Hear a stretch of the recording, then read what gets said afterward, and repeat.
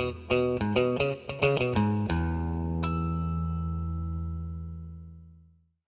and welcome to another one of our videos. Today I'm going to show you how to replace the engine air filter on any of the first generation Ford F-150 Raptors. That's going to be 2010 to 2014, or any of that same generation F-150 pickup with the 6.2 liter V8. Now this process may apply to other Ford vehicles as well, but I know that it's going to apply to these ones. This is Ford Motorcraft air filter part number FA1883, Ford part number 7C3Z9601-A. And this is the original factory Ford filter. Looks just like this, comes sealed in the bag, and it's going to be really darn simple to install. So we're going to go ahead and head over to the truck and show you the actual process of throwing this in. Alright, so here we are in the engine bay of the truck, and the air filter replacement procedure is pretty simple. What I like to do before lifting up the airbox lid is disconnect the mass airflow sensor's connector, for the reason that they will break sometimes if you flex them too far, like this one is right here. You can see somebody's tried to repair it in the past, but that snapped right there and will need further repair. To disconnect, all you have to do is pull this red tab backwards using a screwdriver or something while it's plugged into the mass airflow sensor here. So pull that back and then just squeeze and pull out, and that will disconnect very easily. Now, once you've gotten that done, hopefully you're going to be able to see on camera, there's going to be 3 clips, one of which is right here, one of which is over back here, and then one of which is just off camera right up here. Those are going to flip down, and this airbox lid should kind of lift up and pivot upwards on this side and pull out on this far side here, which is easier said than done with the way that these tabs slot in.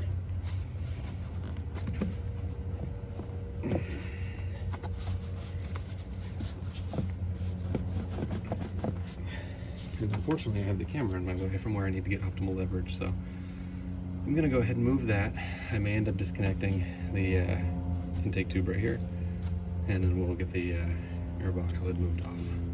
Alright, so for ease of working on everything and showing everything, I just loosened this hose clamp right here using a large flat blade screwdriver.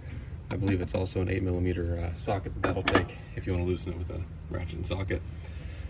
Got that loosened, got the airbox freed up from the intake tube. All this does is slip over and clamp in place, so very easy to pop out. And now you can see this airbox lid just comes out really easily. So, setting that on the ground, you can see the air filter. And then from here, all you have to do is reach in and pull this guy out. This one's pretty darn dirty. With spilling as little as possible, I just went ahead and threw that on the ground. And what I'm going to do before I drop the new air filter in is vacuum out this box here. So I'm going to go ahead and do that. Make sure everything's as cleaned out as possible as far as loose debris and stuff goes in here. And I'll show you how to put the new air filter in, very simple. Alright, so the air filter is ready to go into the airbox here. You can probably see on camera I've got it all cleaned up and it's nice and clean on there. I do like to write the date and the mileage that I change my air filters and all engine air filters and other filters on the filter itself, just so I know. I keep a service record as well, but just for future reference for me or anybody else who's working on the vehicle. So that's written, and this filter only goes in one way. You can see it drops in that way. If I try to put it in the other way, obviously it doesn't fit. So go ahead and make sure the filter's in. You want to make sure that you've kind of pushed it inwards and downwards enough that the bottom of the black lip around the filter sits flush with the top surface of the bottom half of the airbox. And then from here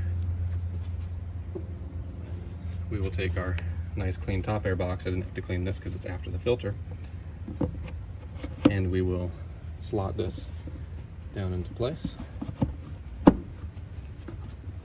not pinching our coolant hose over here.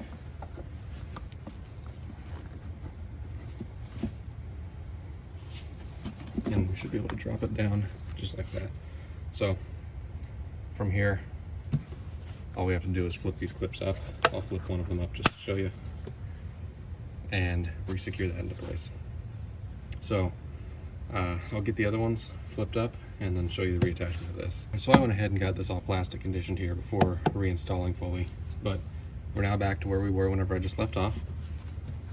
You can see we can press this down and hinge it kind of into place while pulling the intake tube on.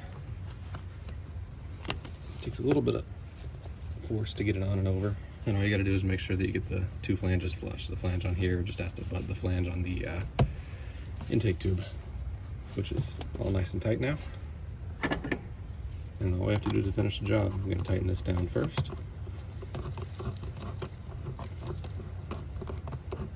Again, just using a screwdriver.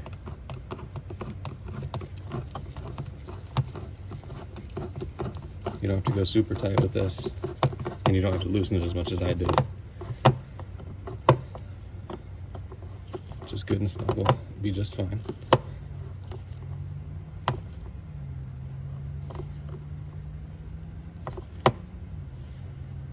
So there's that.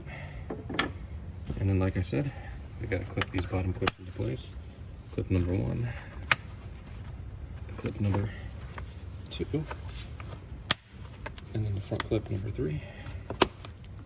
And then the last thing we have to do is plug back in the mass airflow sensor, which just slides in right there.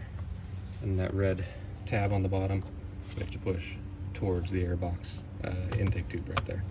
You can hear it click into place. And that's it, job done. Air filter change, nice and easy. Takes about 5 minutes. With that, I want to thank you all for watching. Let me know if you have any questions in the comment section below, and I hope to see you in the next video. Take care.